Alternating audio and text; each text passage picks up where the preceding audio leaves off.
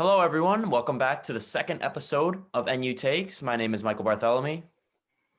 And I'm Didi Jin. We're here to give our own hot takes and spicy opinions about all things Northwestern sports. So we're going to kick things off today by talking about Wildcat linebacker Paddy Fisher, who will be hoping to hear his name called during the upcoming NFL draft.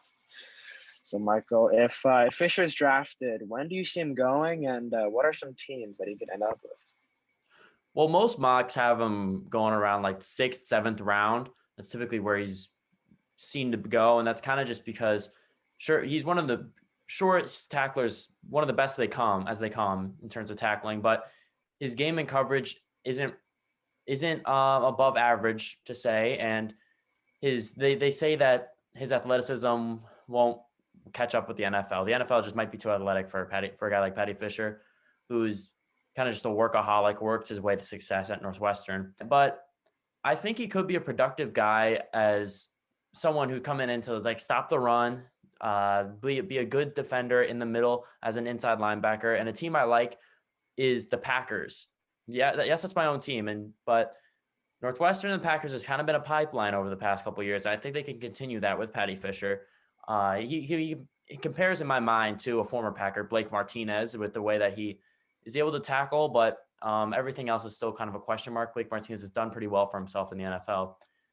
The Packers need depth at inside linebacker very badly after losing Christian Kirksey, and it's one of the weak points in their team, seeing that they have had a bad run defense over the past number of years. Sure, it's improved, but it still ain't great. And so Paddy Fisher, being the sure tackler he is, as I've mentioned before, can come in, try to plug up the middle, and try to improve that Packers run defense just a little bit, as being someone to just fill up holes and make it difficult for running backs to slip through those gaps. Yeah, I think that you covered a lot of it, but I think that Fisher, while I think that when he had his breakout sophomore season, people were expecting big things from him. Junior year, he regressed a little bit. This past season, we saw him kind of come back to form. I think that he's got a chance to have a long career in the NFL. I don't think he's going to be, your next Luke Kuechly or your next star linebacker, but I think he's someone who's easily going to be there, on day 3 of the NFL draft, someone that teams are willing to roll the dice on because he's got such a high floor. I mean, you mentioned it. He's got great instincts. He reads the game really well. Sure, he's not the most athletic guy, but at the same time, he's the type of player that, you want on your team. He's got that good work ethic. And a team that I really see him fitting with is, you mentioned it, the Packers. The Packers seem to really love guys, out of Northwestern, out of Pat Fitzgerald's program. And I think that, Fisher, he kind of hits all the key landmarks of successful Northwestern players in the NFL. People that, have had that dedicated work ethic and, read the game well. And I think that he can easily be someone that's, effective special teams player. And, as his career progresses and as he, gets used to the NFL and keeps on putting in the work, I think that he can easily be someone who's plugged in and, seeing a good amount of snaps, every game. Do you think there's any chance he goes day 2? Any at all? I mean, I want to see it, obviously, biased perspective, but realistically, I think he's going to be a day 3 selection. And I think there's also a chance, he doesn't get picked. We could see, just like we saw last year with Gaz, unfortunately didn't hear his name called, but, still ended up with the team and has a very potentially bright NFL career ahead of him. Yeah, very possible scenario that Fisher does not hear his name called. Regardless, talented player. All right, moving into men's basketball. So Northwestern picked up their first transfer recruit of the offseason in graduate transfer out of Fairleigh-Dickinson forward Elyjah Williams. Williams averaged 14 points and 7 rebounds his senior year for the Knights and is an Evanston native. So Didi, what do you think of this pickup? Does it change the landscape of the team going forward in any way? Listen, I'm a huge fan of this pickup. I think that Elyjah Williams, he's not necessarily, he's not a huge name player. He didn't come out of some big time program, but at the same time, I like his narrative. I like the fact that he's an Evanston guy, he's a local guy.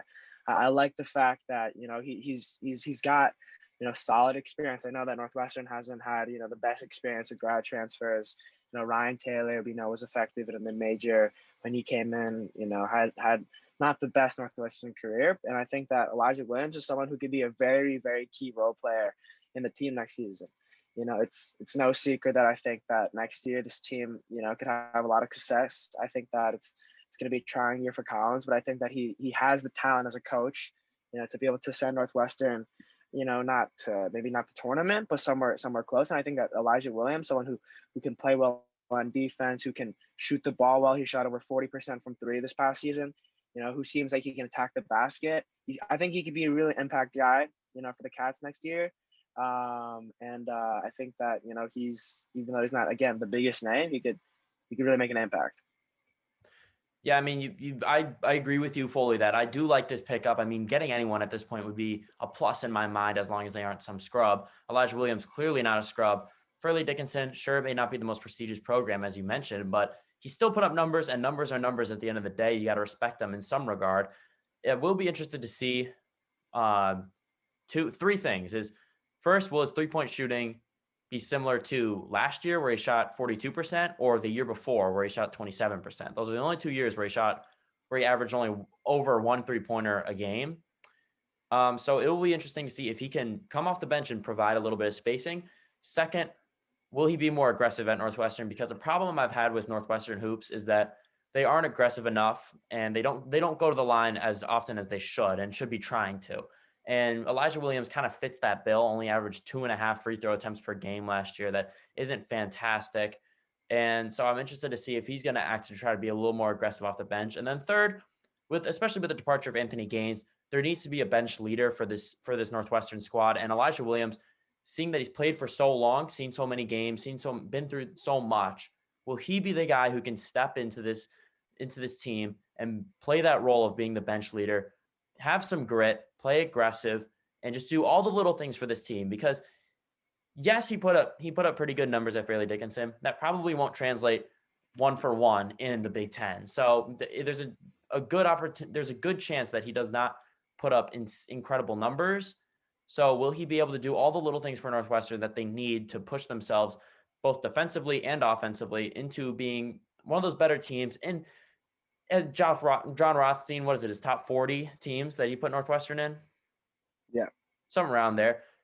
They got to be able to launch themselves into justification for that spot.